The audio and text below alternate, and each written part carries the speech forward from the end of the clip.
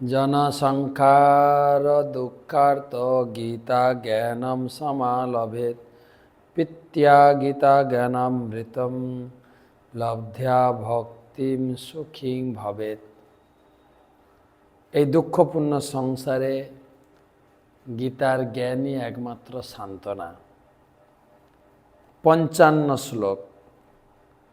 পঞ্চপঞ্চতিতম শ্রী ভগবানুবাচ প্রজাহাতি যথা কামান সর্বান পার্থ মনোগতান আত্মন্যেবাত্মনা তুষ্ট স্থিতপ্রজ্ঞস্তদোচ্যতে।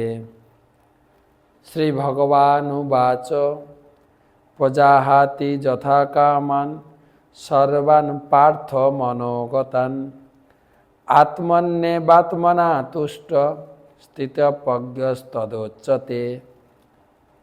গতকালকের ক্লাসে অর্জুন 4টা প্রশ্ন করেছিলেন।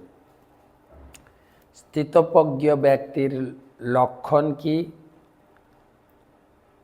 তিনি কিভাবে কথা বলেন, কিভাবে অবস্থান করেন, কিভাবে বিচরণ করেন।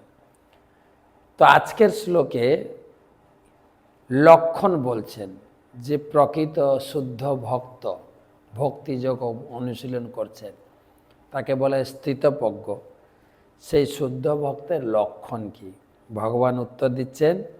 অনুবাদ: পরমেশ্বর ভগবান বললেন, হে পার্থ, মানুষ যখন মানসিক জল্পনা কল্পনা থেকে উদ্ভূত সমস্ত কামনা পরিত্যাগ করে এবং তার মন যখন এভাবে পবিত্র হয়ে আত্মাতেই পূর্ণ পরিতৃপ্তি লাভ করে, তখন তাকে স্থিতপ্রজ্ঞ বলা হয়।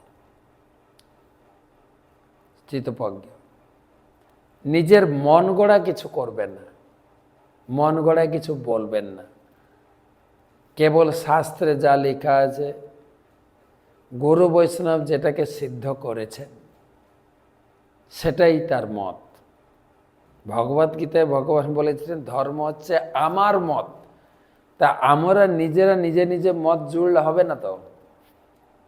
তাই যারা নিজের নিজের মতকে পরিপোষণ করেন না, কেবল শাস্ত্রের আধারে ভগবান যেটা বলেছেন সেটাকে মেনে নেয়, নিজের মন গড়া কিছু বলেন না, তিনিই হচ্ছেন শুদ্ধ ভক্ত, তিনি হচ্ছেন স্থিতপ্রজ্ঞ।